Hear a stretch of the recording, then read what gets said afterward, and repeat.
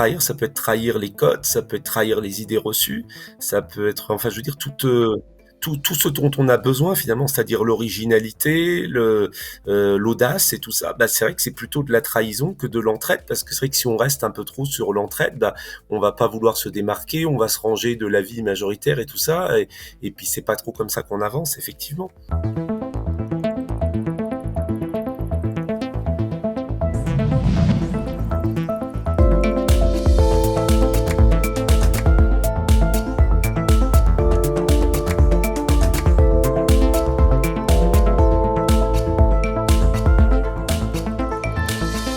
Est-ce que tu as eu l'impression d'avoir à apprendre à te laisser traverser par les émotions quand elles se présentaient, ou bien est-ce que tu considères que c'était inné chez toi? Ah, c'est une très bonne question parce que inné, ça me ramène vraiment très jeune et je pense que vraiment avant l'entrée à l'école, hein, l'école primaire, je pense que c'était plutôt inné, mais que à partir du moment où il y a eu, le contexte scolaire et tout ça, bah non, parce que là, c'est devenu bridé et puis j'ai vu les réactions des autres personnes qui étaient,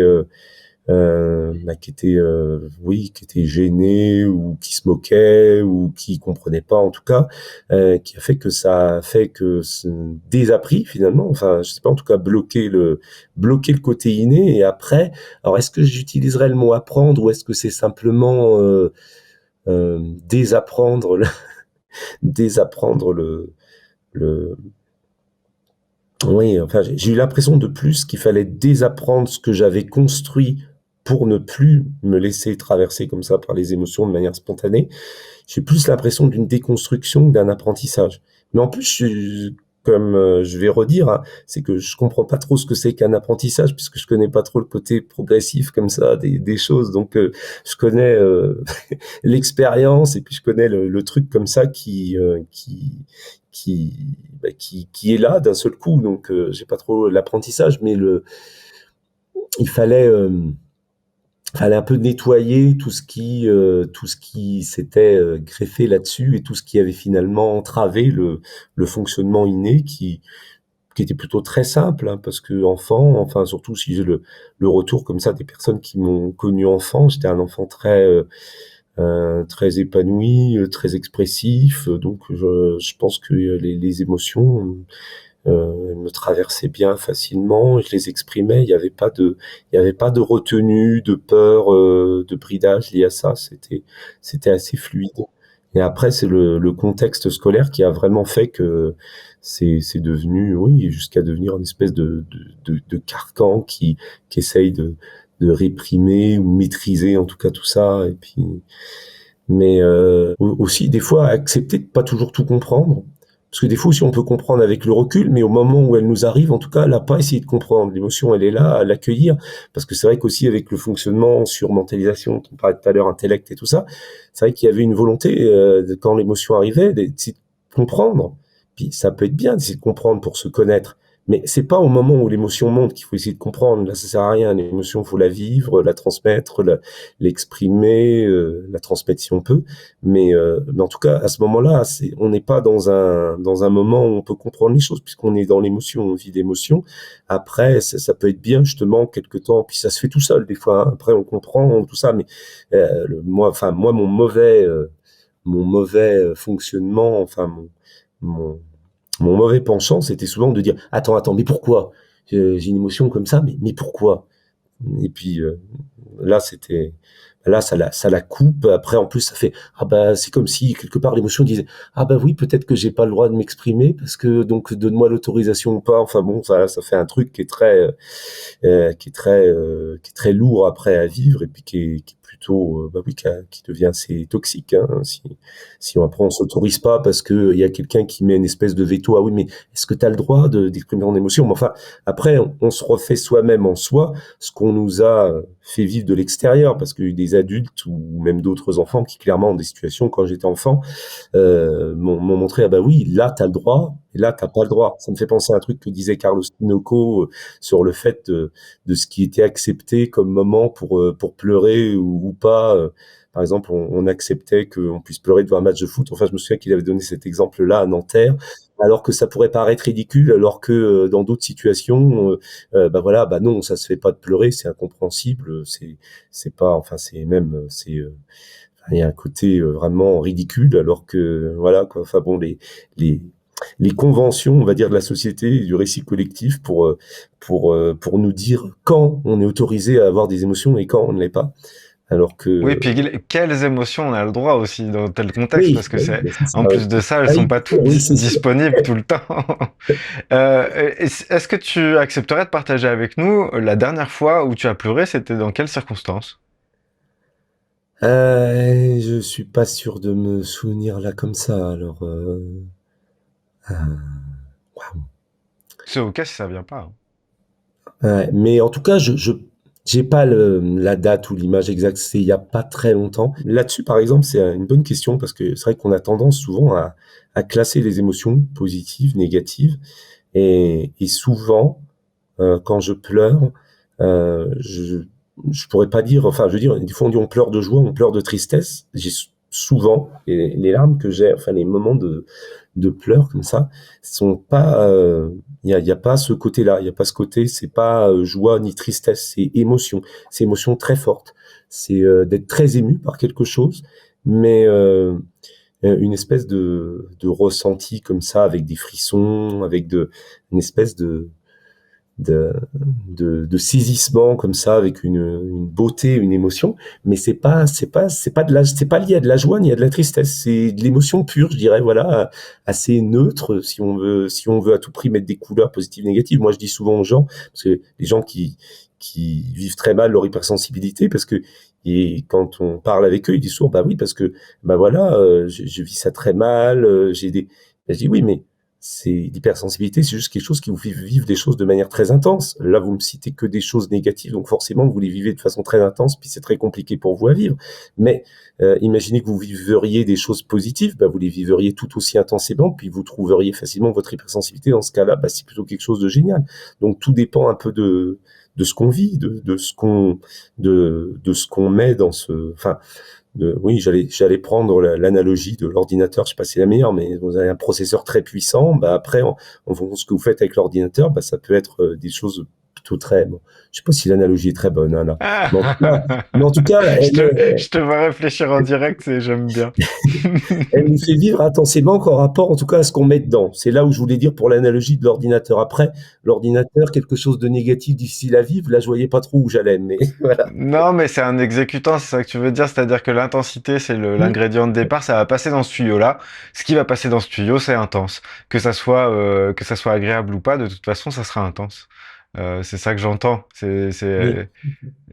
Et du coup, ma prochaine question, c'est par rapport à un ouvrage que tu as écrit et qui s'intitule Lettre à un jeune zèbre et qui semble te tenir particulièrement à cœur. Alors je me demandais, est-ce que tu as écrit cet ouvrage pour éviter aux autres de vivre certaines des expériences qui ont été les tiennes et qui t'ont particulièrement marqué en négatif? Alors oui, mais après, je préciserai quand même que j'ai pas eu la démarche seule d'écrire ce livre.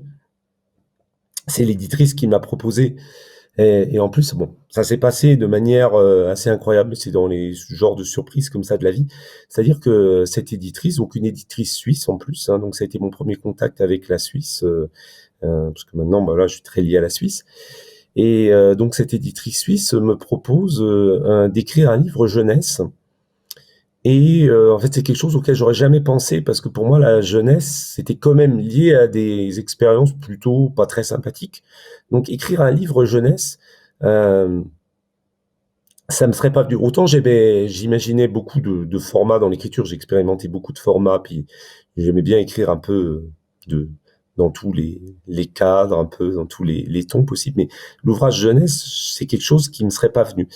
Mais après, j'aime beaucoup qu'on me propose comme ça des défis auxquels j'aurais pas pensé, donc j'ai dit oui. Mais le texte que j'ai écrit, je pensais que c'était juste un essai, puis je pensais pas forcément qu'elle en ferait un livre. Je pensais que ça serait plus peut-être un livret qui serait distribué comme ça à des jeunes. Enfin, j'imaginais pas forcément un livre publié. Puis j'ai fait ça juste en me disant, bon, bah voilà ce que, si je m'imagine à 8-10 ans, qu'est-ce que j'aimerais lire? Qu'est-ce que j'aurais aimé qu'on me dise pour vivre mieux? Donc je suis parti là-dessus, puis je me suis dit en toute grande honnêteté, vraiment, qu'est-ce que je peux dire de plus juste, de plus utile pour cet enfant que j'étais? Et voilà, je suis parti là-dessus et j'ai écrit donc une série de quelques textes, donc des lettres, comme. Et puis voilà, je lui ai envoyé ça, mais je savais pas du tout quel retour elle aurait. Puis finalement, j'aime beaucoup qu'on me propose des choses auxquelles j'aurais jamais pensé. J'aime beaucoup parce que souvent j'ai plein d'idées, ça peut partir dans tous les sens, mais pour autant j'aime aussi beaucoup me challenger, on va dire, sur les idées des autres. Je trouve ça souvent intéressant. Puis j'y mets une attention, des fois un soin peut-être un peu plus fort quand je sais que l'idée vient de quelqu'un d'autre. Enfin, disons que le fait de savoir que ça part d'une idée de quelqu'un d'autre me fait prendre les choses de manière peut-être plus au sérieux, j'allais dire. Je sais pas si c'est le meilleur mot, mais en tout cas, je vais mettre plus de soin. Voilà, ça c'est vraiment le mot juste. Vraiment. En fait, est-ce que c'est aussi l'annonce du ping-pong qui est sympa? Parce que quand on fait le ping-pong tout seul, qu'est-ce que t'en penses? Ah bah ouais, mais je viens de l'écrire, c'est moi. Et donc du coup, si ça vient de l'extérieur, c'est forcément, il y a eu un service en fait au tennis, Mais quoi. c'est ça, il y a quelque chose, je Et sais que ça, puis oui, c'est ça, je sais que c'est pas moi avec moi-même, et puis qu'il y a quelqu'un qui, euh, qui a pensé aussi aux choses, enfin donc qui a mis une part d'elle, et puis il y a quelqu'un qui tient aussi à ce que je fais, c'est ça, c'est le côté que il n'y a pas que moi dans mon coin qui développe ce que je tiens à développer, il y a quelqu'un qui a mis une graine, et donc cette graine, elle vient de quelqu'un, donc c'est aussi le fait de prendre soin, enfin comme de faire pousser une graine qui nous a été offerte, c'est plus, enfin pour moi en tout cas, c'est plus porteur, ou en tout cas ça demande un plus grand soin que si la graine vient de moi. c'est Et rigolo je parce trouve que ça intéressant aussi de faire développer des graines que je peux avoir, mais aussi je sais que je peux en avoir plein, et que bon après des fois il faut faire le tri.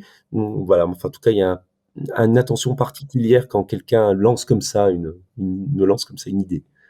je me permets un truc que je vais sans doute couper au montage, mais c'est rigolo parce que tu nous as partagé tout à l'heure ton souhait, mais je pense que c'était plus quelque chose dû à la situation et au fait de penser que tu la vivrais mieux si t'étais une fille. Et là, les images que tu viens d'évoquer, l'analogie que tu viens de faire, c'est comme si en fait ton éditrice, elle t'avait mis enceinte. Il y a vraiment ce truc-là, une graine qui n'est pas de moi, que je dois mettre à l'intérieur de moi et faire germer. Je me permets cette analogie parce que je trouve que c'est quand même, tu vois, je le ressens comme ça. Bon, bref. Mais Ah ben je vais non, sans doute le couper ça quand même parce que c'est moi plus je vois pas d'ordre pourquoi tu le couperais, off. hein, mais- Ok, ça te va que je le traduise de Ah, cette manière-là?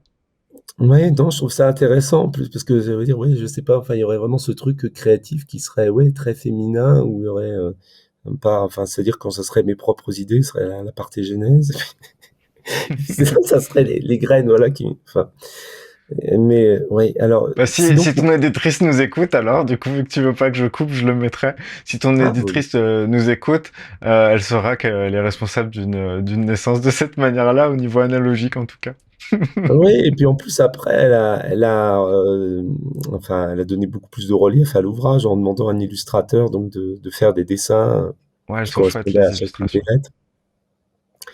Mais du coup, je crois que j'ai pas terminé sur le livre. Oui, bah non, la question c'était ça, c'était oui, ce que j'aurais aimé, parce que le Ouais. livre que j'aurais aimé lire en fait quand j'avais, moi je me suis vraiment imaginé, oui, à 8-10 ans. Après c'est beaucoup plus large. Et puis il y a des adultes qui le lisent aussi, à qui ça parle aussi, hein. C'est pas spécialement un livre jeunesse, c'est un livre, moi je pense pour les 7 à 77 ans. Après dans la forme, effectivement, c'est un ouvrage jeunesse.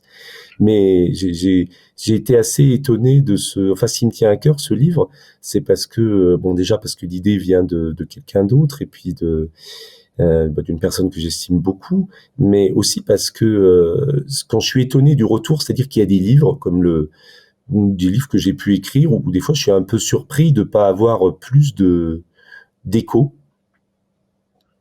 Et puis après, je me dis, bon, bah, c'est comme ça, hein, bon, voilà. Mais là où je sais pas, où j'avais juste, enfin, le texte que j'ai envoyé et qu'elle a publié tel quel, finalement, pour moi, c'était juste un essai. Donc, le fait qu'il y ait eu un écho si enthousiaste, et de sa part, et de la part du dessinateur, et de la part du journaliste scientifique qui a rédigé la quatrième de couverture, et puis après de la part du public, bah, c'est quelque chose que je trouve assez extraordinaire parce que j'aime beaucoup que les personnes y aient vu tout ça, alors que pour moi c'était vraiment en toute simplicité ce que je pouvais livrer comme ça dans ce type de format. Mais il n'y avait pas de, si tu veux, il n'y avait pas d'attente. Et j'adore beaucoup quand il n'y a pas d'attente et puis qu'après on a des échos, des retours comme ça. Ben, Bah, là, dans ce que tu nous partages, il y a quelque chose de très intime que tu partages puisque tu écris à celui que tu étais quand tu avais 8-10 ans. En gros, tu dis qu'est-ce que lui, il n'a pas reçu qu'il aurait aimé recevoir. Du coup, c'est très, très intime et du coup, c'est très parlant. Et là, tu participes à un alignement de planètes en mettant ça sur la table de façon très simple et très instinctive. J'ai l'impression que voilà, il n'y a pas eu beaucoup de réécriture nécessaire pour que cet ouvrage soit celui qu'il est actuellement et que derrière des personnes s'y greffent en se disant bah ouais ça c'est juste. Mais je pense que la justesse, elle est pas forcément euh, due à beaucoup de travail, à beaucoup de reprises de ce qu'on a fait. C'est où on a été chercher et d'où ça part quoi.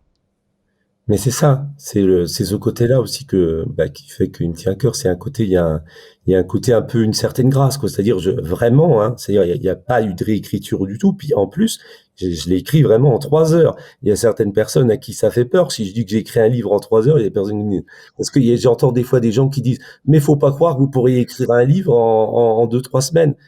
Et moi, après, des fois, de dire, bah, il y a un livre, j'ai l'écrit en 3 heures. Bon, c'est quand même un petit livre, hein. Mais bon, voilà. C'est écrit ça un dimanche après-midi en 3 heures. Donc, voilà. Bah ouais, mais c'est que c'était mûr, quoi. Du coup, bah justement, je vais me permettre de citer une partie de cet ouvrage qui m'a particulièrement touché. Tu écris sur le sujet de la multiplicité, un sujet qu'on aborde beaucoup dans les entretiens qu'on a avec nos invités. Donc, ben, tu ne feras pas exception à la règle vu que tu en parles toi-même. Tu écris, cette multiplicité ne doit pas nous faire peur ou nous paralyser. Tous ces champs qui s'offrent à nous ne doivent pas nous perdre. Il faut rester connecté avec son cœur, avec le plus profond de nous, qui sait où il préfère aller.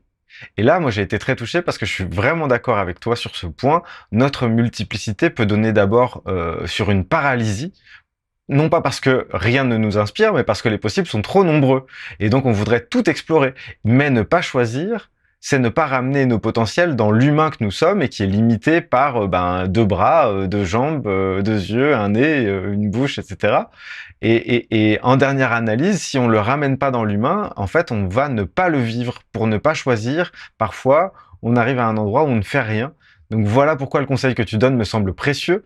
Et apprendre à suivre son cœur, ça peut paraître bisounours ou conceptuel, mais en fait, c'est travailler cette écoute du cœur qui peut vraiment apporter de l'oxygène dans nos élans que nous saurons d'autant plus canaliser.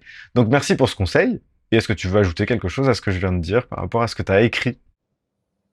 Ah ben, j'adore que tu aies relevé ça. Puis alors, je sais pas en plus quelle expérience tu as personnellement avec la multiplicité qui paralyse, mais moi j'ai vraiment enfin, j'ai des exemples. C'est pas des exemples parce que c'était vraiment quelque chose de récurrent à l'adolescence. C'est qu'à l'adolescence, puis même après, mais pour d'autres raisons. Mais vraiment, ce que tu as dit, ça m'a fait penser à ça parce que la multiplicité qui devient paralysante parce qu'il y a presque une infinité de choses qui se présentent et qu'à la fois, comme on rend rien, ben, comme tu disais, dans l'humain que nous sommes.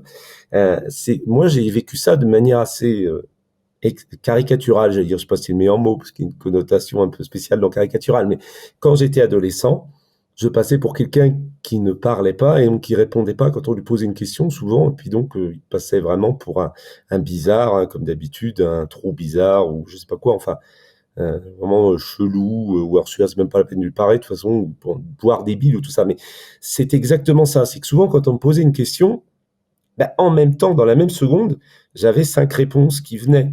C'est-à-dire il y avait une question, il y avait un élan de question pour demander à préciser la question, ou pour demander si c'était vraiment ça, mais pour dire, eh ben, ça pourrait être aussi ça. Est-ce que vraiment tu as pensé à ça, puis ça pourrait se répertorier là? Il y avait une manière humoristique de répondre, en me faisant une blague ou en ramenant à quelque chose sur le mode humour. Il y avait une version très développé et que je censurais tout de suite parce que je me disais, oh non, ça serait trop long. Puis l'humour, je me disais, non, ça serait peut-être pas compris. Et puis l'autre, je me disais, bah non, faut que j'essaye quand même de répondre sans poser une question sur la question elle-même. Et puis, il y en avait une réponse un peu plus simple, mais que peut-être qui était trop spontanée. Puis je me disais, ah oui, mais quand même, est-ce que je l'ai assez bien réfléchi? Donc voilà, donc il y avait 5 réponses à peu près en moyenne qui me venaient à la tête. Et toutes les 5, je les réprimais, donc pour une raison un peu différente. Ce qui fait que du coup, ce qui était physiquement, ce qu'on pouvait voir, c'est la paralysie. Ce qu'on pouvait voir, du coup, c'est que je ne disais rien. Donc, comme si j'avais rien à dire, en fait, j'avais trop à dire. Et effectivement, cette multiplicité amenait paralysie. Et après, de manière moins directe, moins, moins vécu comme ça de manière instantanée. Quand j'étais jeune adulte, c'était une espèce de paralysie, c'est-à-dire qu'il y a des années, entre 20 et 23 ans, où j'ai pas fait grand-chose, vraiment, où je donnais l'impression de quelqu'un, ben voilà, qui vivait un peu en ermite, mais parce que justement, dans ma tête, il y avait une multiplicité de choses. Alors la seule chose que je faisais concrètement de toute cette multiplicité, c'est que j'écrivais, et j'écrivais un peu toutes sortes de choses, donc il y avait quand même une multiplicité qui s'exprimait. Mais le fait d'être porté à toutes sortes de choses, et puis ne pas savoir lesquelles choisir, et puis ne pas aimer les choix en plus, parce que j'aimais pas du tout le côté excluant du choix, c'est-à-dire au lieu de regarder, c'est génial, je choisis ça, dès que je me projetais dans un choix, je me disais, ah bah oui, mais j'ai renoncé à ça, ah bah non, j'ai pas envie de renoncer à ça. Donc voilà. Mais du coup, effectivement, ça entraînait la paralysie. Donc même au-delà d'un instant T, comme à l'adolescence, quand on me parlait, quand on me posait une question, c'était après, sur plus des années, où finalement j'étais paralysé, je faisais quasiment rien, je faisais pas d'activité, j'entreprenais rien, alors que j'avais 1000 idées dans la tête et 1000 élans pour entreprendre, parce que il y avait trop de choses que je savais pas lesquelles choisir et que du coup, effectivement, bah, j'aurais pas cru que c'est pour ça que je suis assez curieux de savoir quelle expérience tu as avec ça, parce que c'est pas quelque chose que j'ai entendu souvent, mais cette multiplicité qui finalement entraîne la paralysie, je l'ai bien expérimenté. Hmm. Moi, je pense que c'est un sujet qui concerne beaucoup de personnes justement à haut potentiel, parce que en fait, il y a cette peur aussi de poser dans la matière, parce que là, pour ma part, la multiplicité, j'ai eu du mal à l'accepter de plein de manières différentes. C'est-à-dire que j'avais l'impression qu'il fallait que je sois justement identifiable et que j'avais pas envie de l'être, mais j'avais l'impression que quoi que je pose, on allait me coller une étiquette sur la tête et me dire voilà, bah, maintenant t'es ça, t'es gentil, t'es silencieux, t'es dévoué, t'as une trop grande gueule, tu rigoles trop, tu prends pas les choses au sérieux, tu sais pas travailler, tout un tas de trucs qui allaient ben, être un carcan pour le futur. Donc du coup, je me refusais d'agir de manière à ne pas être lisible pour que les gens ne m'enferment pas. Donc ma multiplicité, je la conservais en n'agissant pas, d'une certaine façon. Mais en même temps, je Oui, la puis j'avais vraiment refusais. cette impression-là, ce vécu-là, oui, que jeune adulte, quand je disais, j'avais l'impression, oui, c'était génial, je gardais tous les possibles comme si je faisais tout à la fois, alors que concrètement, je faisais rien. Ouais. Et puis on en garde une haute idée du coup parce qu'en plus on a dans l'idée que on aurait pu écrire un livre qui se vendrait à des millions d'exemplaires si jamais c'est ça le sujet, tu vois. Et donc on se préserve aussi une sorte de paradis mental à l'endroit où c'est notre monde intérieur et on peut penser, vu qu'on l'a pas testé, qu'on aurait fait forcément quelque chose de merveilleux si on est dans un bon moment. Et de toute façon on a bien fait de pas le faire parce qu'il s'en serait vendu 2 exemplaires et tout le monde aurait trouvé ça pourri dans un moment où on est moins en phase avec qui on est et moins optimiste de toute façon. Donc il y avait cette ambivalence-là, et aujourd'hui j'ai l'impression que ce que j'ai fait, c'est que je me suis élargi et j'englobe cette multiplicité, alors que avant, elle me toisait ou elle me défiait, mais je me sentais petit par rapport à elle. Aujourd'hui, justement, c'est ce qui me permet de me dire, je ne sais pas qui je suis et j'ai pas à le savoir, j'ai à l'expérimenter et à voir où ça m'amène. Et le seul truc qui puisse m'aider à aller dans une direction, c'est la joie que je ressens. Et puis c'est tout. Donc du coup, ça m'a beaucoup parlé ce passage-là de ton livre pour cette raison-là. Ouais. Et plein d'autres que j'ai pas le temps de développer tout de suite. Et du coup, dans tes écrits, il me semble que tu mets beaucoup l'accent sur l'envie de contribuer, d'aider l'autre, de vivre dans plus de douceur. Et j'imagine que cet angle est motivé par la surabondance de la violence et l'envie que tu as eu de rééquilibrer les choses. Mais est-ce que tu es persuadé que la vraie nature humaine est l'entraide, ou bien existe-t-il une justesse pour toi dans le refus, voire la trahison? Je suis pas sûr d'avoir compris la fin. Une justesse dans le refus de trahison? Ouais, dire en fait, si tu veux, il y a des gens qui vont faire des livres sur le fait que l'humanité a survécu grâce à l'entraide. Il y a d'autres personnes qui vont écrire que l'histoire des hommes, c'est la trahison et c'est une suite de trahisons. Et en fait, soit on adhère, j'ai l'impression, à un sujet, à une façon d'éclairer les choses, soit à l'autre. Et moi, j'ai l'impression que ce qui me paraît logique, c'est de croire que c'est une alternance des deux, finalement, qui constitue le fait qu'on ait pu survivre jusqu'à maintenant. C'est une succession de trahisons et d'entraide. Alors, oui, alors je nuancerai un peu parce que je pense que le résultat, enfin, le monde tel qu'on le vit est le résultat effectivement d'une alternance, ça me paraît évident aussi, entre entraide et trahison. Parce que si on avait été, que dans l'entraide, bah, le monde serait pas ce qu'il serait. Et si on était que dans les trahisons, bah, je pense qu'on serait plus là non plus, parce que voilà, tout le monde se serait éliminé. S'il y avait pas eu une conscience de l'intérêt collectif et de l'entraide, on n'aurait pas survécu jusque-là. Après, je sais pas si c'était nécessaire pour la survie de cette alternance. Ça, j'en suis pas sûr quand même. Si, hem Bah du coup, je te conseille d'aller voir un site. Alors je sais pas, je pourrais pas te sortir le nom tout de suite. C'est une simulation du dilemme du prisonnier. C'est hyper intéressant parce que il y a une simulation qui est très accessible et qui donne juste ben, le principe de dire que si on a une stratégie où on dit je vais toujours trahir ou alors je vais toujours collaborer, en fait ça ne marche pas. C'est une alternance des deux qui fait que on peut garantir un échange pérenne sur la durée. Donc voilà, je mettrai sans doute le lien sous la vidéo également si j'y pense, pour que oui, les j'ai gens entendu puissent aller parler faire de cette choses comme ça, simulation. oui. Et ouais, le dilemme du prisonnier, bah voilà, c'est intéressant de ce point de vue-là. Après, on en pense ce qu'on en pense, mais moi, ça m'a aidé à inclure la trahison dans ce qui était acceptable. Puisqu'en plus, la trahison, c'est le point de vue de celui qui est trahi, finalement. C'est un mot qui ne dit pas autre chose que ce qu'on ressent en tant que personne trahie. On ne dit pas j'ai trahi machin. On dit j'ai été trahi par machin. La manière dont je pourrais le comprendre de façon juste, c'est que des fois, je pense effectivement, c'est-à-dire que des fois, je pense qu'il faut suivre des initiatives personnelles, même si elles sont pas comprises par les personnes autour, mais parce qu'elles visent un mieux-être ou quelque chose un peu d'audacieux pour faire continuer quelque chose ou tout ça.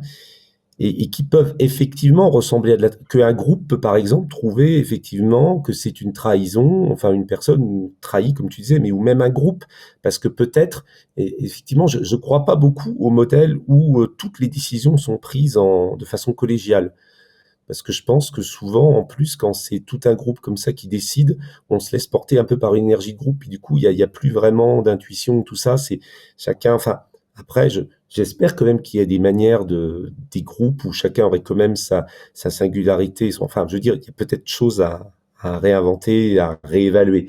Mais c'est vrai que je pense que des fois, il y a un peu des pionniers qui vont être complètement incompris, qui peuvent être qualifiés de traîtres ou qui vont aller chercher peut-être plus loin que ce qui paraît bon sens de manière un peu plus naturelle parce qu'ils ont une vision à plus long terme ou avec un plus grand nombre d'éléments en tout cas, et qu'effectivement c'est utile, je pense, qu'il y ait des personnes comme ça qui aillent à contre-courant peut-être de l'opinion un peu des groupes et donc qui semblent peut-être sortir d'une logique d'entraide comme ça de personnes, mais c'est à voir. Mais c'est vrai que je pense que en tout cas, il y a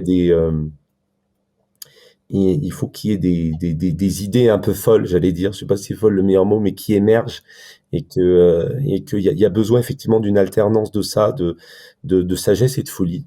Voilà. Et que cette folie, effectivement, peut être vue comme une trahison parce qu'effectivement, elle va peut-être à l'encontre de certains principes de sagesse. Bien Euh, sûr. Et puis d'un point de vue beaucoup plus simple, je me disais là, j'y avais jamais pensé, mais c'est cool d'aller dans cet endroit-là aussi. En fait, déjà ce que je te disais juste avant, c'est que la trahison, c'est une personne qui va se sentir trahie par rapport à ce qu'elle imaginait. C'est toujours ça, hein, une trahison, c'est ce qu'on imaginait qui n'advient pas, et on se dit bah du coup je suis trahi. Donc je pensais que cette personne allait rester fidèle à ce qu'elle avait dit, par exemple sa parole donnée, et finalement elle ne la respecte pas. Mais on peut le mettre de façon beaucoup plus basique avec le thème qu'on est en train d'aborder, c'est-à-dire quelqu'un quelqu'un qui se découvre au potentiel et qui a envie d'accueillir cette nouvelle et d'en faire quelque chose comme une renaissance pour lui, une relecture de sa vie, une façon de se connaître et de s'approprier sa vie de façon différente, ça peut être une trahison pour la famille qui n'a pas du tout envie de rencontrer ce sujet-là, puisque si ça se trouve, en plus, ça concerne le père ou la mère ou les deux, ou le grand-père, la grand-mère ou les quatre, ou enfin voilà. Et donc ça peut se constituer une trahison parce que on va perturber l'ordre établi qui était jusque-là, que ce n'était pas un sujet. Et donc c'est pour ça que l'entraide, le soutien, ce serait de rester dans l'ombre avec cette information en disant bah non, je vais foutre le bordel et je vais rester tranquille. Non, c'est Et en vrai, ça, je trouve que la trahison, c'est potentiellement quelque chose qu'on va devoir susciter pour se rééquilibrer soi au détriment peut-être de l'équilibre général et tant pis, il se refera cet équilibre. Voilà. C'était mon cri du cœur du jour. non, mais c'est vrai que c'est très intéressant parce que c'est vrai que du coup, j'ai une vision du coup très positive dans ce contexte-là de la trahison parce que trahir, ça peut être trahir les codes, ça peut être trahir les idées reçues, ça peut être, enfin, je veux dire, tout ce dont on a besoin finalement, c'est-à-dire l'originalité, l'audace et tout ça. Bah, c'est vrai que c'est plutôt de la trahison que de l'entraide parce que c'est vrai que si on reste un peu trop sur l'entraide, bah, on va pas vouloir se démarquer, on va se ranger de la vie majoritaire et tout ça, et puis c'est pas trop comme ça qu'on avance effectivement.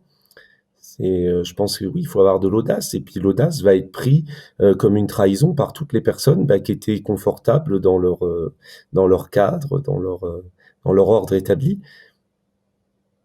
Donc, j'allais dire vive les traîtres, Non, ça mais c'est paraîtra bien, il y a très des bizarre fois. en contexte, mais je trouve intéressant d'arriver là. Non, non, ouais, c'est chouette. Bah ouais, merci parce que justement, tu vois, on se fait des passes et puis au bout d'un moment, on arrive sur des trucs comme ça qui sont très agréables à trouver. J'aime bien quand ça fait des étincelles. Moi, c'est un peu ce que je préfère dans la vie. Soit en avoir à l'intérieur de moi, soit en provoquer, soit en voir chez les autres. Ça fait partie de mes choses préférées. On va se diriger doucement vers la fin de cette interview, Alban, avec une question un peu plus bateau. Mais quand même, bah voilà, c'est carrément bien parce que c'est l'occasion pour toi de nous parler de tes actualités et notamment de Surdouessance que tu as créé et que bah tu es toujours en train de euh, comment dire de développer, de déployer. Bah tu vas nous expliquer ce que c'est que Surdouessance, j'imagine, et les actualités du moment qui sont Surdouessance ou autre chose.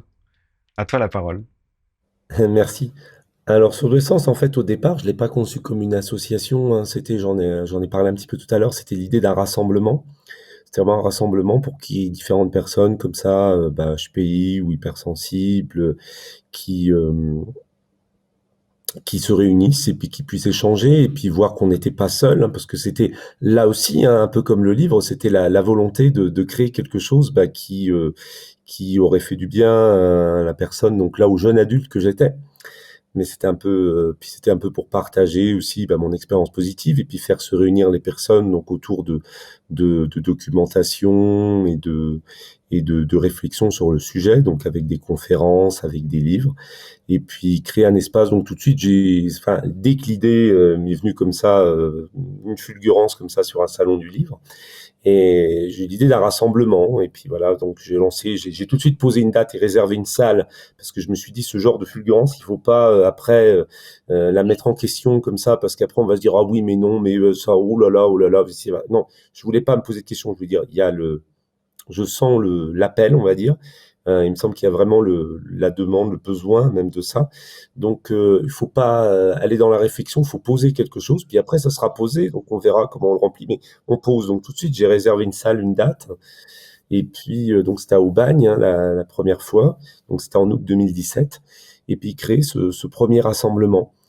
Et puis donc le rassemblement, donc j'ai invité des personnes que je ne connaissais pas du tout à venir faire des dédicaces sur le sujet. Donc je les ai contactés via des petits messages sur Facebook, des choses qui ne seraient plus possibles maintenant parce que Facebook, si vous recevez un message de quelqu'un qui est pas dans vos amis, très peu de chances que vous le lisiez, alors qu'à l'époque, bah voilà, la plupart des gens m'ont répondu, en plus très vite.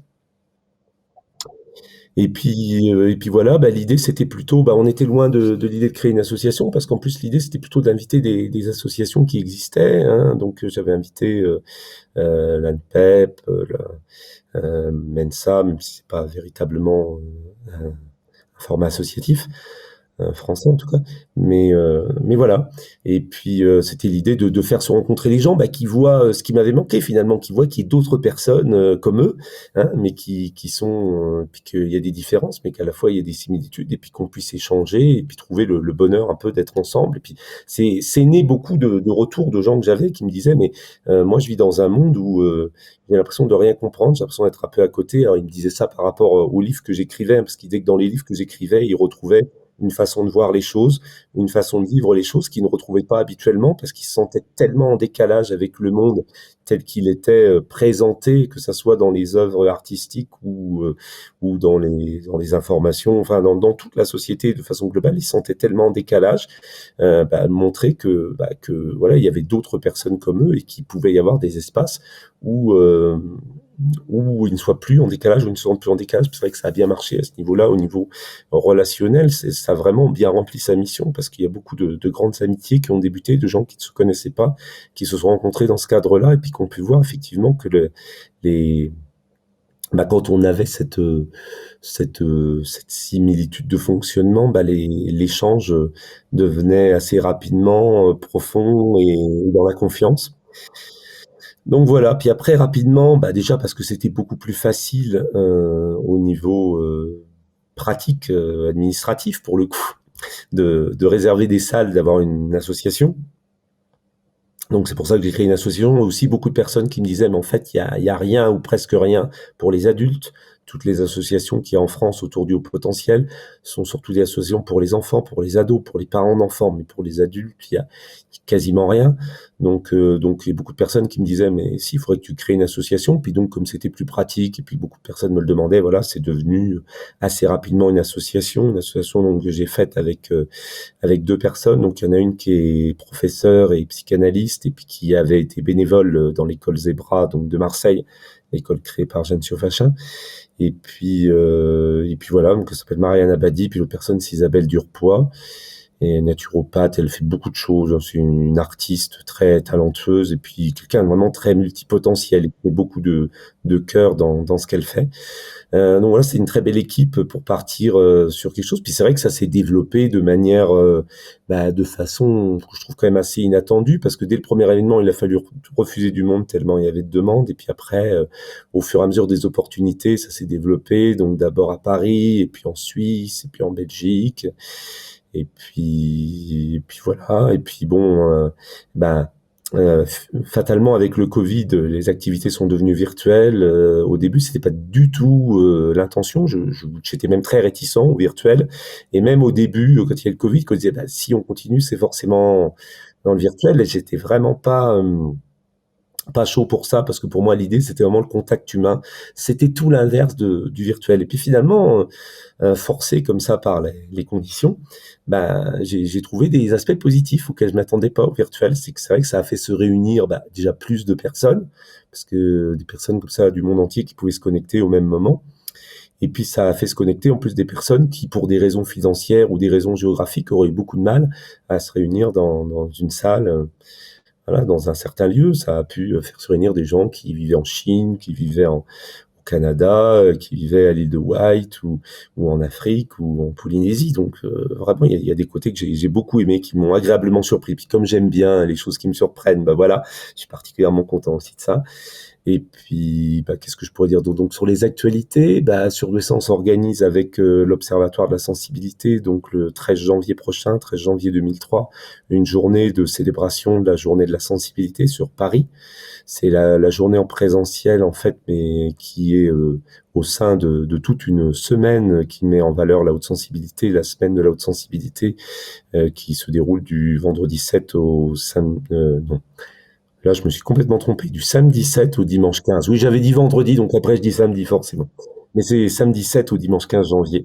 Et puis donc, à part ce programme en présentiel à Paris, il y a des activités en ligne avec différents conférenciers sur des thèmes. Donc ça sera en live sur YouTube. Et puis voilà, puis il y aura beaucoup aussi de podcasts, de diffusés, puis de révélations de résultats d'enquêtes, notamment qui ont été faites par Observatoire de la sensibilité. Alors c'est vrai que là je mêle un peu, c'est-à-dire comme voilà, je gère, j'allais dire, j'aime pas trop ce mot-là et ça varie encore moins, donc j'en cherche un autre. Je, voilà, enfin, disons que comment je pourrais dire, je mène, mais c'est un peu bizarre. Donc je sais pas trop quel mot dire du Je coup, mais enfin voilà. m'investis? Non, c'est pas ça? Oui, enfin voilà, j'ai investi, enfin ouais. Enfin donc oui, je suis investi dans la direction et de Surdouessance et de l'Observatoire, et puis qu'elles elles sont assez jointes, hein, surtout dans le cadre de la semaine et de la journée de la sensibilité. Donc c'est pour ça que je parle de l'un et de l'autre. Ok. Bon bah chouette. Ouais, et c'est assez intéressant justement ce que tu évoques, ce que tu évoquais au départ, le fait de se mettre, d'avoir une idée et de dire allez ça je le fais. Et ça c'est vraiment ce qu'on évoquait tout à l'heure comme suivre sa joie. Donc ne pas laisser le temps au doute de survenir et de dire il faudra que ce soit mieux avant de le faire, etc. De se mettre une deadline. Et c'est exactement l'histoire de cette chaîne. Et donc, ben finalement, tu vois, c'est encore possible puisqu'il y a, elle a un an, elle a eu un an lundi la chaîne. Et c'est juste, j'ai envoyé un message sans trop y croire à Carlos Tinoco, il a accepté et voilà, c'est la chaîne. C'est tout. C'est vraiment le top départ de ça. C'est vraiment cette demande un peu en disant mais moi j'ai beaucoup aimé son livre. Je trouve qu'il apporte un éclairage vraiment exceptionnel sur le. Ça m'a touché beaucoup plus que les autres livres que j'avais pu lire sur le sujet, qui étaient ben, les livres auxquels on a accès très facilement quand on s'intéresse à ce sujet-là. Le sien m'avait touché avec une telle force et une telle justesse que j'avais vraiment envie de lui proposer ça, mais je croyais pas du tout qu'il allait accepter. Surtout que ça faisait un an et quelques que j'avais pas vu de vidéo de lui. Et donc, Oui, c'était fait discret en plus, hein, c'est toi qui l'as fait ressortir sous les projecteurs, hein, un peu, Carlos. ben, écoute, il a accepté ça, je sais pas pourquoi, je saurais pas, mais en tout cas, c'est une chance qui nous a été donnée de lancer cette chaîne et puis de l'interviewer, ce qui était pas rien parce que c'est un sacré entretien qu'on a eu aussi avec lui. Et c'est comme ça qu'après, bah, la dynamique était lancée. Mais donc, on a d'abord posé une action et ensuite, il a fallu réunir. Ça avait du sens, c'était évident que si ça se passait, ça allait être génial. Et en même temps, après, c'est un peu impressionnant quand il dit oui, tu te dis oh là là, j'ai jamais interviewé personne. Donc tu demandes à un copain, tu veux pas être le premier, s'il te plaît? Donc c'est un peu comme ça. Donc moi je pense que c'est assez inspirant dans le sens où en fait vu que justement on va avoir beaucoup d'idées, il y a des idées pour lesquelles je pense qu'il faut faire cet effort-là de dire je le pose dans le concret. D'une façon ou d'une autre, j'essaye de saisir ce qui est possible de faire et de poser une échéance comme on fixera un objectif avec des techniques de management ou de marketing ou je sais pas quoi. Mais ça a du bon dans le sens où si c'est un élan du cœur, à cet endroit-là, il va y avoir du déploiement possible à un endroit où on pourrait s'enterrer tout seul très rapidement en y pensant à deux fois en disant ouais mais qui je suis, est-ce que je vais pouvoir le faire, est-ce que je suis à la hauteur, est-ce que je sais pas quoi. Et après quand on est lancé, on est lancé et c'est assez merveilleux. J'aime bien parce qu'il y a un côté un peu piéger son intellect. J'ai l'impression d'avoir un peu piégé mon intellect parce que vraiment vouloir restituer cet élan du cœur et de toute façon le poser dans la matière. Et l'intellect, une fois, c'est-à-dire une fois que j'avais annoncé des dates puis que j'avais réservé une salle, après, je veux dire, si j'ai pris un engagement, puis pour moi, je sais que mon intellect, il peut pas remettre en question un engagement que j'ai pris. C'est-à-dire que si j'ai annoncé des dates, il faut qu'il y ait quelque chose de toute façon ce jour-là. Et je sais que là, il va plus mettre en doute. Donc c'est une façon, je me dis non, ben voilà, je court-circuite les doutes possibles qui peuvent émerger. Voilà.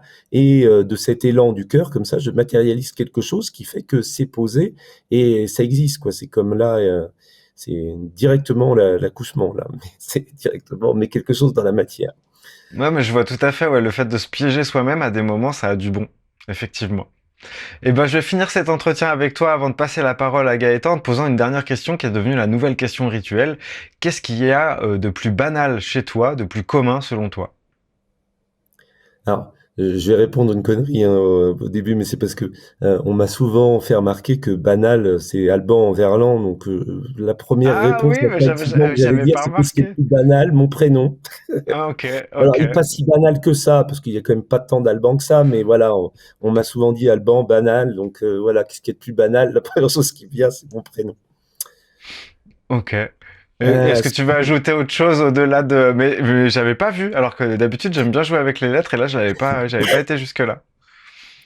bah, après, c'est une question qui peut être assez difficile pour moi parce que j'ai l'impression vraiment d'avoir jamais fait les choses de manière banale, hein. Donc, euh,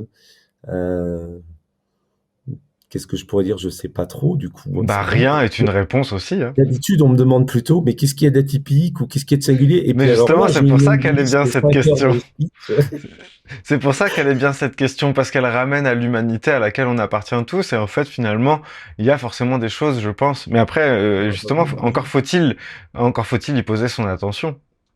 Mais je sais c'est pas. sûr. Non, mais je pense qu'il y a beaucoup de choses, hein, qui sont banales. Après, je sais p elles sont justement tellement banales que c'est difficile, qu'elles m'apparaissent là à l'esprit, mais j'ai l'impression d'être assez, bah, oui, d'être assez comme tout le monde, hein. Les atypies ou les singularités n'enlèvent pas tout ce qu'on partage, hein, en tant que terrien. J'ai des goûts qui peuvent être très singuliers, très, oui, très étonnants pour certaines personnes, en tout cas, parce que là, c'est pareil, hein. Il y a des choses qui peuvent être banales pour certaines personnes et d'autres qui peuvent être étonnantes. C'est toujours assez, surtout que plus j'avance dans la vie, je vais dire, enfin, plus je rencontre de personnes, et Dieu sait que j'en rencontre beaucoup maintenant, et plus je suis parfois étonné comment la même chose peut être reçue ou vue de manière totalement différente par des personnes qui pourtant, a priori, partagent un peu la même condition, enfin, qui veut dire qui habitent dans le même pays, qui sont à peu près de la même génération. C'est vrai que des fois, il y a des choses vraiment très, très différentes, mais voilà, qu'est-ce que je pourrais dire? Autre que mon prénom sur l'aspect banal, je Bah, pense que écoute, on peut aussi rester là-dessus, ou je alors, pense que j'ai une couleur de comme, cheveux assez banale, hein.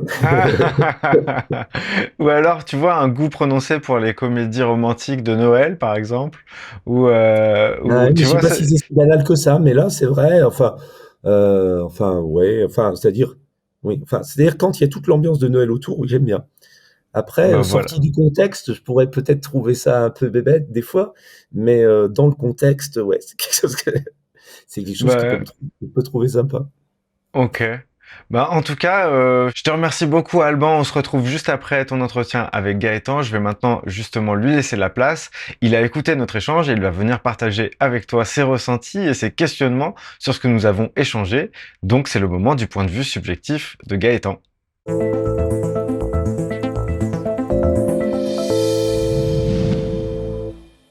Bonjour Alban, j'ai pu suivre votre interview avec Mathieu, suivre vos échanges et je vais venir pour synthétiser ce qui a pu retenir mon attention avec cette interview qui a été axée autour de la sensibilité.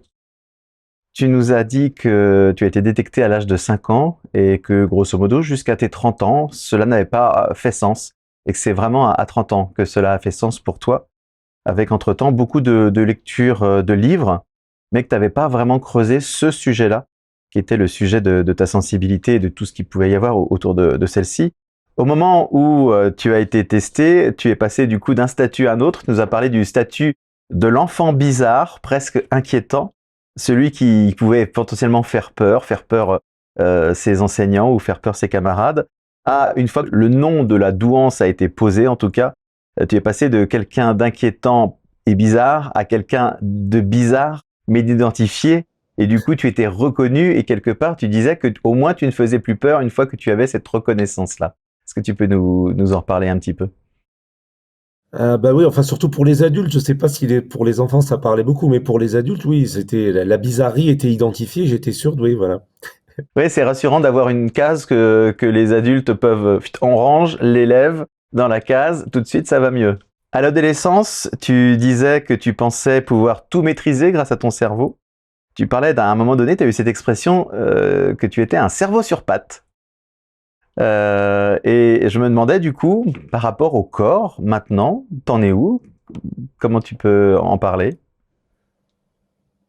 Oh, au corps, j'en suis où? Je sais pas trop, mais bah, je suis plutôt à l'écoute maintenant de mon corps, oui, et j'arrive assez facilement à débrancher, parce que j'ai parlé du moment où j'ai débranché d'un coup un peu l'intellect, mais c'est vrai que c'est toujours quelque chose. Bah, j'ai parlé hein, d'une attirance plutôt pour le vide, comme ça, qui purifie, puis qui permet de refaire naître des choses mieux que celles qui n'allaient pas quand on a fait le vide.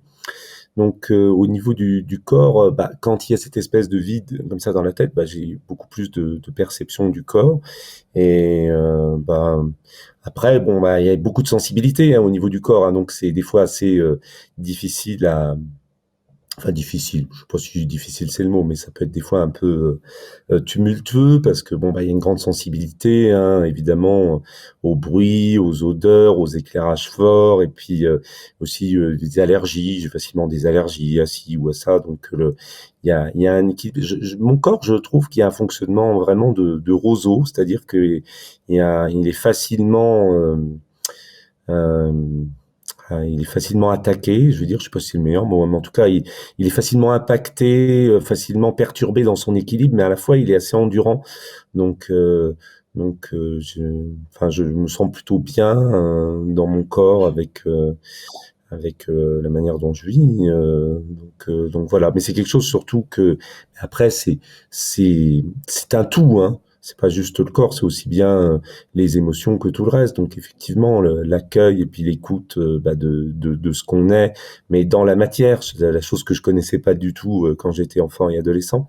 Donc c'est quelque chose qui est toujours à écouter, à accueillir. Et puis c'est vrai que bah, j'aime beaucoup. Enfin, j'ai un goût maintenant pour un certain pour un certain confort et pour des choses douces. Hein. Mathieu a beaucoup parlé de la douceur et c'est vrai que bah, ça, je pense que je l'avais même enfant quand j'étais pas trop connecté au corps, ce truc de beaucoup aimer les choses bah, confortables et douces. Mais maintenant, je l'écoute autrement, un peu avec cette conscience du corps que je n'avais pas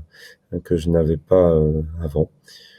Est-ce que tu dirais qu'il a fallu que tu te reconnectes à celui-ci, justement pour passer de l'esprit sur pattes à quelqu'un d'entier?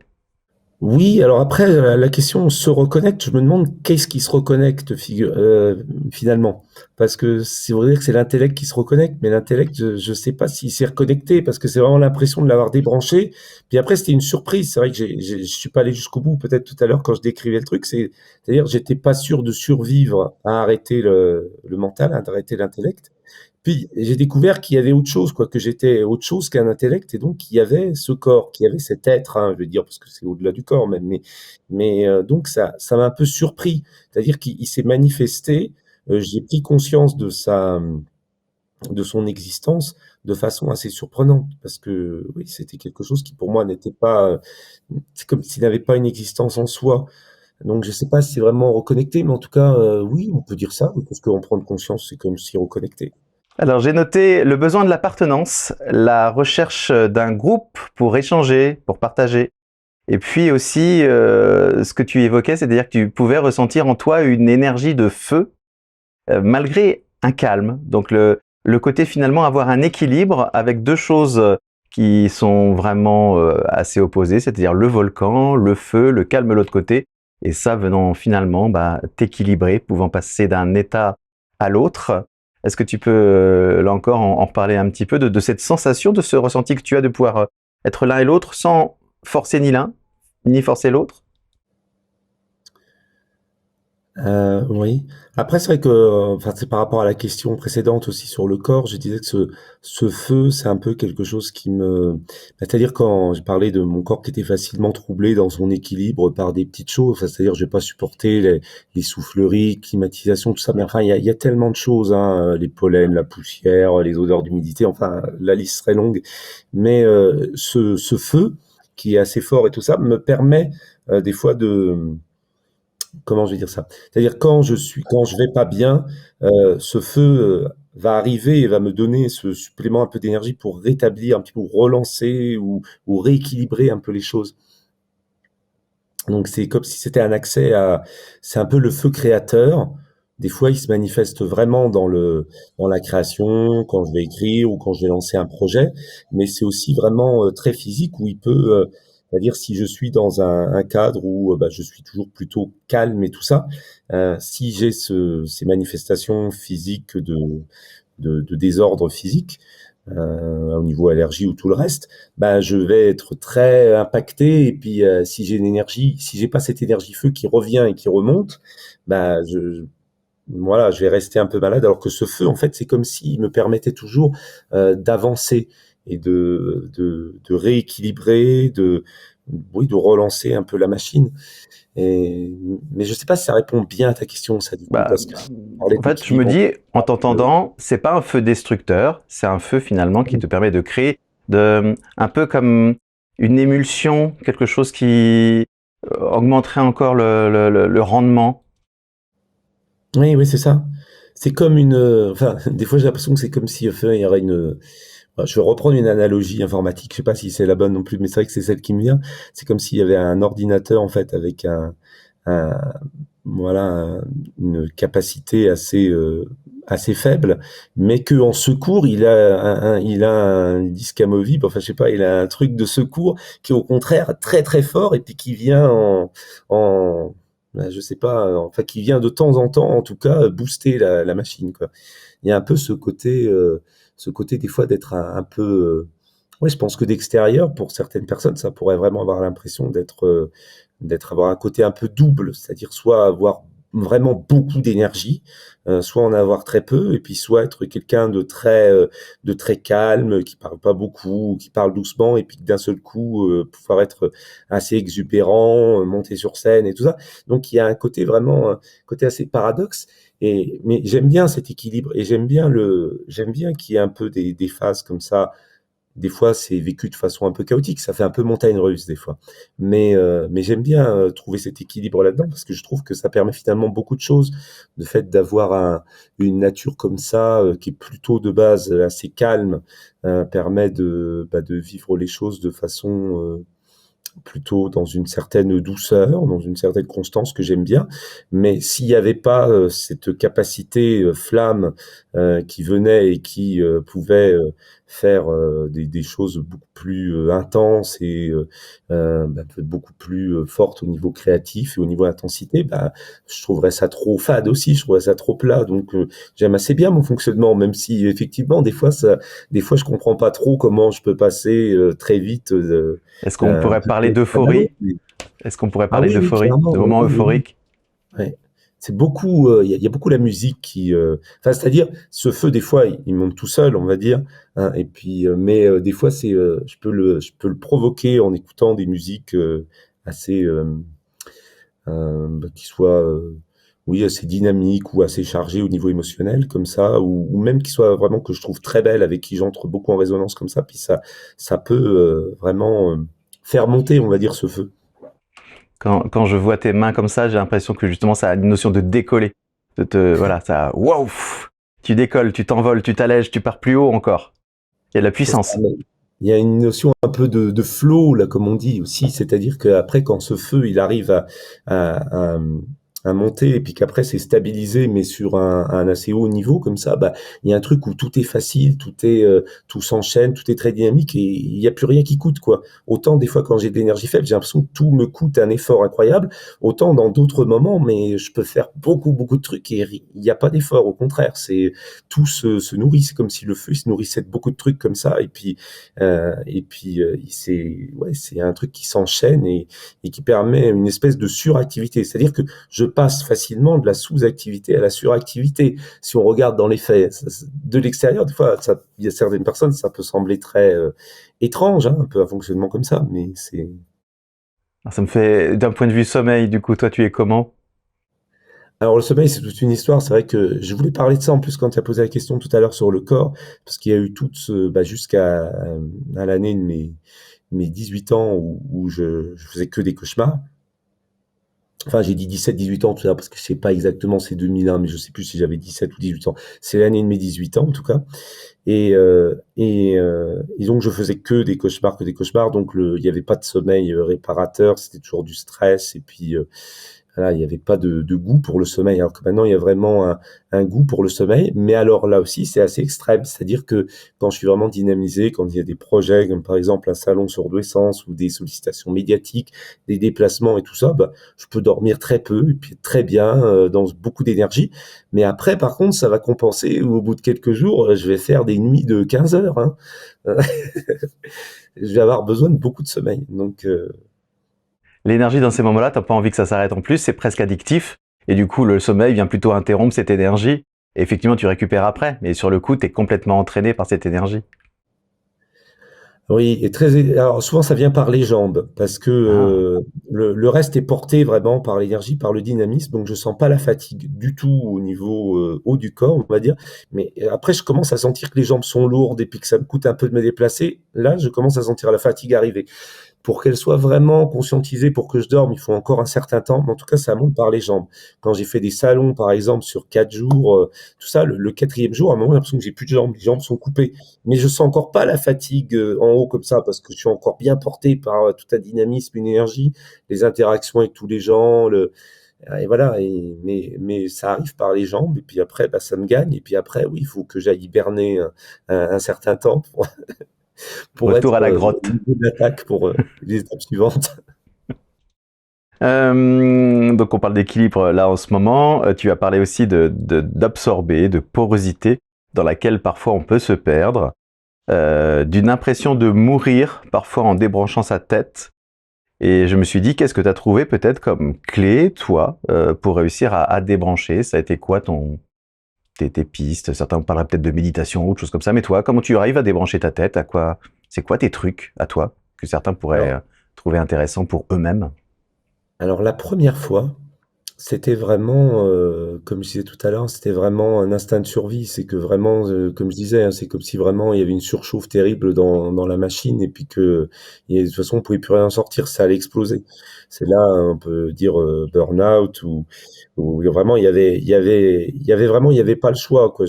Enfin, je sais pas ce qui serait passé concrètement, hein, parce que je sais pas, enfin, il me semble pas que ça puisse, faire un court-circuit et puis la tête qui saute comme un comme un appareil électrique, mais dans le ressenti, c'était vraiment ça. Donc, il y avait pas le choix. Je me suis pas posé la question. Je me suis dit: «Il faut tout arrêter, il y a plus rien, faut débrancher, faut faire, silence, vide total et il y a pas le choix». Donc, c'est vraiment l'instinct de survie et l'urgence qui m'a fait, toucher un truc que je saurais pas expliquer comment je suis arrivé à ça. Parce qu'il y a pas eu du tout de c'est clac, quoi, je Et sais pas. depuis, quand tu veux calmer le mental, est-ce que tu as des trucs? Et par contre, depuis, alors méditation, j'en ai fait pas mal, mais je sais pas si c'est le toujours ce qu'il y a de mieux. Puis c'est vrai qu'après, il y a tellement de personnes qui ont des approches différentes de la méditation. Mais j'arrive assez bien à faire, le silence, quoi. C'est-à-dire mais après, je sais bien que plein de personnes, puis alors beaucoup de HPI en plus disent souvent que, bah oui, mais comment c'est possible? Moi, j'arrive pas du tout. J'ai toujours quelque chose qui tourne, toujours une pensée, toujours. Alors, je sais pas, moi, c'est aussi de l'expérience. C'est plus ça va, plus ça s'est installé. Et puis, je disais tout à l'heure aussi, je pense qu'il y a quand même quelque chose qui est de l'ordre où il y a beaucoup de gens qui ont peur du vide. Si on a peur du vide, c'est assez compliqué de faire le vide en soi et de faire le vide dans sa tête. Si on en a peur, on va chercher, même inconsciemment, à se rassurer en générant de nouvelles pensées. Donc moi, il y a plutôt au contraire un penchant pour ça, pour le vide, pour le calme, pour le silence.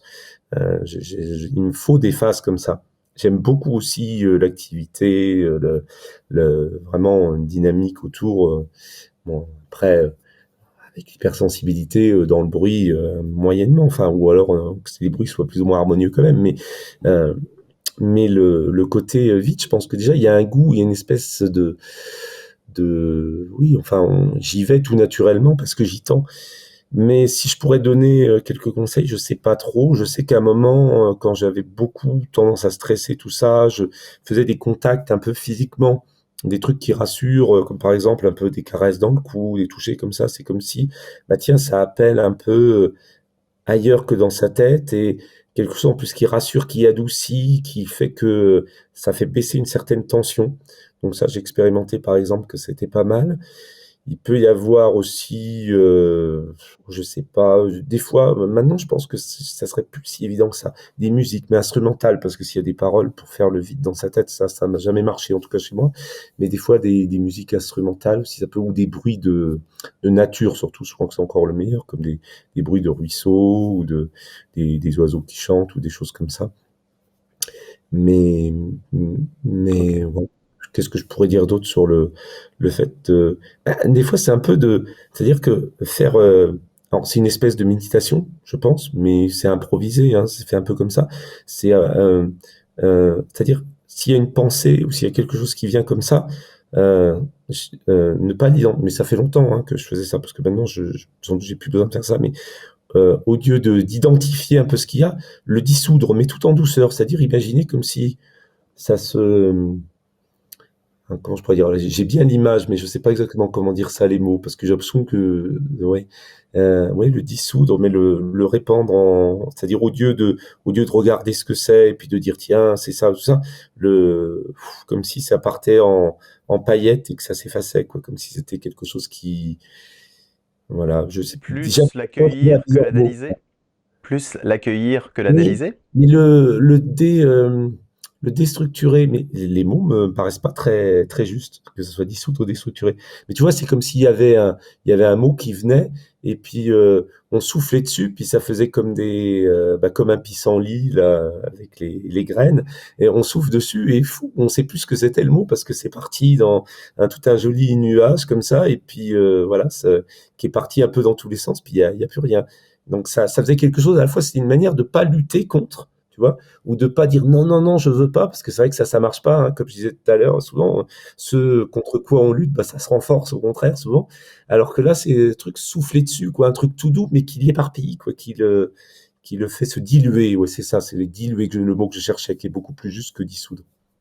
Quelque chose qui n'aurait finalement plus d'importance, sur lequel on pourrait souffler, non pas le garder précieusement de peur de le perdre. On le laisse partir. Mm. Ça veut vraiment le laisser partir.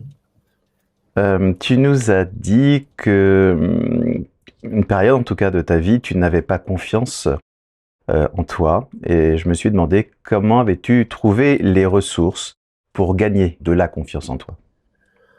Ah, j'avais vraiment, alors peut-être avant mes 6 ans, parce que, mais bon, là, c'était un contexte un peu spécial, parce que surtout qu'à la maternelle, j'y suis toujours allé que très peu de temps, je suis allé toujours le premier mois, puis après, je développais des pathologies qui inquiétaient mes parents, qui m'enlevaient de l'école, et bien sûr, quand ils m'enlevaient de l'école, les pathologies s'arrêtaient, parce que c'est que je supportais pas la maternelle, notamment parce qu'on nous faisait dormir, et moi déjà, mes parents travaillaient de nuit en plus, donc ils se couchaient très très tard. Donc déjà, je dormais pas beaucoup et j'aimais pas du tout dormir puisque pour moi c'était du temps perdu, puisqu'il y avait que l'intellect qui comptait. Je comprenais pas pourquoi il fallait dormir. Et puis en plus, c'était des cauchemars, donc il y avait vraiment rien de sympa dans le sommeil. Mais à la maternelle, l'après-midi, on nous faisait venir là-bas dans une pièce en plus qui sentait plutôt mauvais, qui sentait le renfermé et tout, sur des tapis équipés. Enfin bon, pour moi, c'était donc l'horreur parce qu'on nous faisait dormir. C'était un ennui terrible. J'arrivais pas à dormir en plus. Enfin, donc je supportais pas la maternelle, donc j'y suis très peu allé. Donc jusqu'à mes 6 ans, il y avait quand même pas beaucoup de contexte social. Donc là, je pense qu'il y avait une certaine confiance en moi. Mais en tout cas, de 6 à 30 ans, il y en avait quasiment aucune.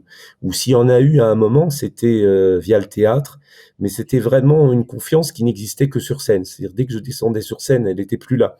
Ce qui m'a perturbé à un moment et qui a fait que j'ai arrêté le théâtre. Parce que je me suis dit, mais finalement, c'est pas moi le théâtre, puisque j'ai confiance en moi sur scène, mais quand je quitte la scène, c'est plus là. Donc, c'est comme, je me sentais à l'aise dans mon corps sur scène aussi. Parce qu'il y a une conscience de mon corps sur scène, parce qu'en plus, ça faisait du bruit, puis ça captait l'attention des gens, donc il y avait une existence un peu de ce corps, je le sentais, je l'entendais, j'avais un contact avec lui.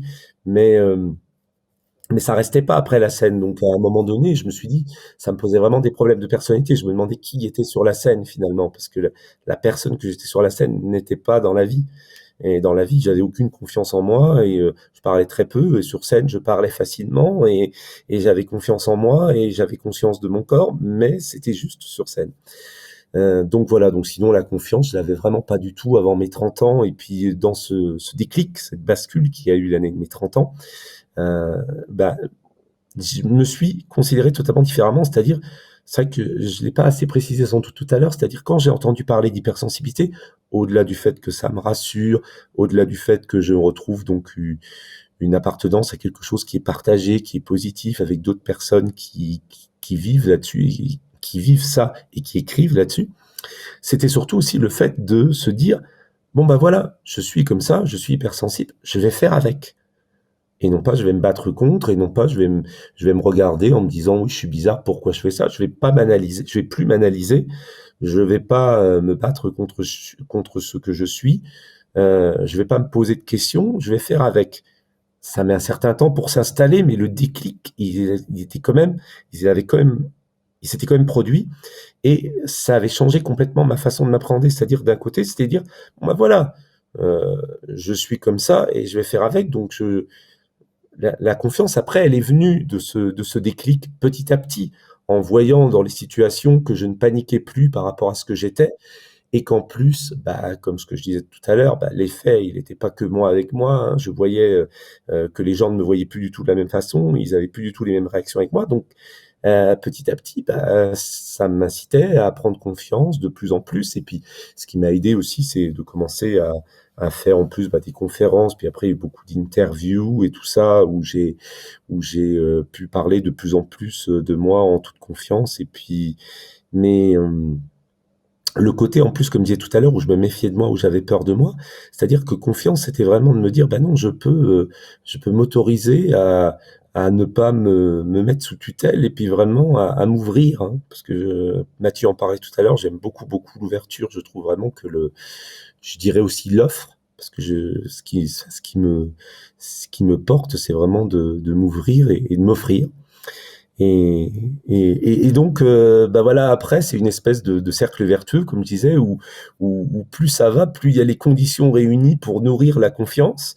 Et puis donc, petit à petit, la confiance s'installe. Alors après, c'est encore évolutif, hein. Il y a encore sans doute des choses. Il y a des moments, c'est vrai que des fois, il y a toujours certaines situations en société où il y a des groupes comme ça, où où j'ai peut-être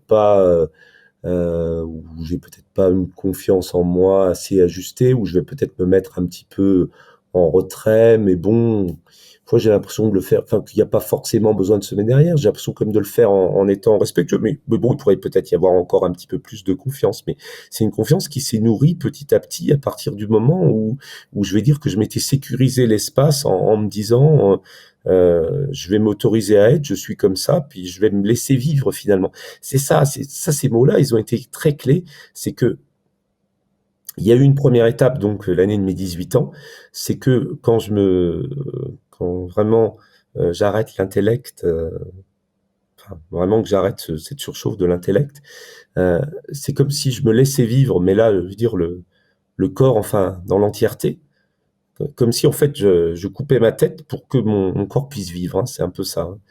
Mais bon, la tête ne peut pas vivre non plus. Enfin bon, c'est un peu bizarre de toute façon, c'est dépendant l'un de l'autre, hein, donc. Mais vraiment, il y a une question comme ça de se laisser vivre. Puis là, ça s'est vraiment manifesté en le physique, puisque c'est à ce moment-là où j'ai grandi de 20 centimètres d'un coup, que je me suis mis à avoir les poils aussi qui poussaient d'un coup. Enfin, la puberté, hein, que je n'ai pas eu, donc avant l'année de mes 18 ans.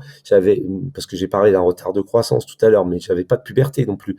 Donc j'ai eu d'un seul coup, comme ça, à partir du moment où j'ai coupé l'intellect et où j'ai pu dormir vraiment et puis ne plus avoir des cauchemars, bah, d'un seul coup, j'ai eu la puberté et puis une poussée de croissance en 2 mois très impressionnante qui m'a fait d'ailleurs des ah bah je sais plus le mot, mais enfin enfin j'ai poussé tellement vite que aux épaules, enfin aux différentes articulations comme ça, où ça fait des vergetures. Tellement d'un seul coup le corps a poussé tellement vite, je grandissais à vue d'œil, comme certains me disaient, hein. Quand ils voyaient ces jours-là comme ça, ils disaient mais c'est impressionnant, tu grandis à vue d'œil. Et donc voilà, la confiance, elle s'est nourrie là. Mais c'est vraiment le terme de laisser vivre. C'est aussi à 30 ans comme ça, parce qu'avant, c'est de me dire, mais pourquoi je suis comme ça? Mais pourquoi c'est pas normal? Mais qu'est-ce que je pourrais faire pour être autrement, pour être moins bizarre, pour faire moins peur, pour être moins dangereux? Puis d'un seul coup, je me dis, bon, je me laisse vivre. Puis après, la confiance, je crois, elle s'installe progressivement quand je vois qu'en fait, tout va bien, quoi. C'est comme un enfant qu'on aurait dit, bon, bah voilà, tu peux aller marcher. Si tu tombes, c'est pas grave, tu vas te relever. Et puis, tu peux marcher, tu peux y aller, tu peux vivre. Et puis, c'est ça. Parce que vraiment, j'étais dans une situation à l'adolescence où je me laissais vraiment pas vivre. Je m'asphyxiais avec les pensées. Et ça se matérialisait aussi dans le physique, que j'avais très très souvent le nez bouché, notamment. Enfin bon, il y avait un peu puis j'avais des problèmes. Enfin, c'est pas vraiment des problèmes, mais j'avais un truc aussi assez incroyable, c'est que j'allais pas du tout. J'étais incapable d'aller à la selle de toute la semaine où il y avait l'école. Je pouvais y aller que le week-end parce que c'est comme si vraiment pendant toute une semaine il y avait rien, quoi. C'était le cerveau qui contrôlait tout et le corps il n'avait pas son mot à dire. Il était voilà, un robot bien docile et puis où il avait que de temps en temps le droit quand même de, de lâcher, j'allais dire, ou en tout cas oui, de se permettre des choses, en tout cas, mais sinon il était tenu et puis voilà, je me laissais pas vivre. Une Et c'est machine. progressivement, oui, je me considérais vraiment comme une machine. Donc un changement de regard sur toi, c'est ça que j'entends. Et puis un laisser-aller, et ça me fait repenser à ta fleur de tout à l'heure où tu soufflais dessus, de OK, vas-y, allez, à 30 ans, On essaie, on ose, et le fait d'oser, ça me renvoie à la notion de choix, parce que je pense que ça fait partie des sujets qui peuvent parler à pas mal de gens qui nous regardent. C'est-à-dire ne pas aimer le choix, tu dis que tu n'aimais pas le choix, que tu n'avais pas envie de renoncer, parce que le choix amène à un renoncement de ces choix qui n'ont pas été pris, et que ça pouvait te paralyser. Et donc, tu avais trouvé une manière de piéger ton intellect en jouant avec sa loyauté. C'est-à-dire qu'une fois que tu t'étais engagé dans l'action, bah, ton intellect, par loyauté, il allait au bout de l'action. Donc, bah, le choix, il était fait parce qu'il fallait continuer. Donc ça, c'était intéressant de se dire, finalement, quand on a vraiment marre d'un système, d'être bloqué, de pas pouvoir bouger, d'avoir l'impression de faire du surplace, là encore, oser, comme tu l'as dit, hein, en presque sautant de la falaise, cette confiance un peu folle de survie, parce qu'une fois qu'on s'est engagé, grâce à notre loyauté intérieure, bah, on s'est engagé auprès des autres, donc on va aller au bout, on va continuer, on va avancer, et que d'elles-mêmes, les autres choix possibles vont s'effacer petit à petit au profit de ce choix qu'on a pris. Mais si c'est un choix du cœur, ça va être un choix qui va être logiquement bon pour nous, et sans doute aussi bon à partager avec les autres. Est-ce que ça te parle comme résumé, ça t'irait? Oui, oui, oui, mais c'est vrai qu'il y a beaucoup la notion des autres parce que, ouais, enfin, c'est vrai que ouais, non, je sais pas vraiment où ça irait comme ça. Enfin, ça m'a beaucoup parlé ce que tu as dit sur, voilà. Mais c'est vrai que le choix, oui, maintenant, je vais chercher beaucoup dans l'élan. Maintenant, c'est-à-dire, je n'ai pas l'impression de faire des choix. C'est aussi une manière d'avoir un peu contourné le truc parce que j'aime toujours pas faire des choix. C'est-à-dire, si vraiment je vois la possibilité une et la possibilité 2, je vais vraiment pas réussir à faire un choix et je vais vraiment toujours pas aimer faire un choix. Mais maintenant, c'est-à-dire, si je vois la possibilité une et que je sens l'élan, j'y vais. Je cherche pas à visualiser la possibilité 2. Je suis l'élan et je me dis pas: «Oui, c'est bien, mais peut-être il y aurait autre chose», parce que c'était ça qui m'enfermait aussi dans un truc où du coup je faisais rien. C'est parce que quand je me disais d'aller peut-être vers quelque chose, je me suis dit: «Ah bah oui, ça pourrait être aussi autre chose, puis aussi autre chose». Comme les différentes possibilités de répondre à une question quand j'étais adolescent ou comme toutes les activités, même si finalement j'ai fini par faire quand même beaucoup d'activités, différentes et aller dans toutes sortes de sens. Mais à un moment donné, c'est vrai que j'avais, heu j'avais cette impression en plus que ce qui était important, c'était de concevoir les choses et pas forcément de les mettre en application. Maintenant, ça me paraît très bizarre parce que, surtout que maintenant, vraiment, ce que j'aime, c'est le partage. Ce que j'ai aimé dans ce que tu as dit, c'est que tu as parlé du partage parce que ce que je trouverais toujours bête dans ce que je disais tout à l'heure, c'est toujours si donne de l'importance uniquement à ce que je conçois, bah, ça veut dire que je vis tout seul dans un monde de projection ou de conceptualisation et ça m'intéresse absolument pas. Enfin maintenant, j'ai du mal à comprendre comment je pouvais voir ça parce que maintenant, quelque chose qu'on imagine, qu'on conçoit, me paraît avoir d'importance que si on le met en application. Pas tellement pour le côté, ouais, j'ai réussi quelque chose, j'ai accompli quelque chose, parce que ça, je m'en fiche toujours un petit peu quelque part, mais parce qu'il n'a pas été partagé. C'est ça que je trouverais dommage. Donc pour moi, ça n'aurait aucun intérêt que la chose soit conçue, parce que pour moi, la chose n'a de valeur et n'a d'existence véritable, en fait, que si elle a été partagée. Donc maintenant, ce que j'aime, c'est vraiment concevoir des choses pour que ça soit vraiment partagé. Je vais rechercher le partage. Je vais faire une aparté. Est-ce que tu peux, Mathieu, me prendre un tote bag qui se trouve dans le... Je vais partager un truc avec toi, Alban. Cet été, je suis photographe pro aussi, et avec une stagiaire, on a fait un tote bag parce qu'elle m'avait mis un peu au défi de si on ferait pas un tote bag pour mon stage. Et du coup, je lui ai proposé une phrase que je voulais mettre sur le tote bag. Hop. Est-ce que tu arrives à la lire? Je sais pas si je suis dans la lumière. Je la lis, hein. C'est un peu flou, bizarrement. Attends, Là, bouge c'est un pas. peu plus net. Il y a ça qui est devant. Hop. Ah oui, Et je là, vais très mettre bien. là. Super, oui. Donc ça me parle énormément ce que tu me dis sur la notion de partage. Je plus sois, même si ça va pas être bien français tout ça. Si c'est français, bah, certes alors. J'entends le plaisir de concevoir. J'entends aussi, à un moment donné, concevoir c'est bien une maison, mais habiter la maison, c'est peut-être le moment où tu te trouves maintenant. C'est-à-dire cette maison, tu y habites et tu vas même recevoir du monde à l'intérieur, donc pouvoir partager ce bel espace que tu as conçu. C'est comme ça que j'ai tendance à rendre ça en métaphore. Ah Et oui. j'avais une question pour toi, pour conclure. Je me disais, qu'est-ce que tu pourrais te souhaiter pour les 2 années à venir? Hmm. C'est toujours des questions pas évidentes, ça, pour moi, parce que pour les 2 années, Je sais jamais trop quoi répondre à ces questions d'années à venir parce que je sais pas trop me projeter, mais ça, c'est parce que je pense que j'ai eu la mauvaise lecture enfin la mauvaise lecture.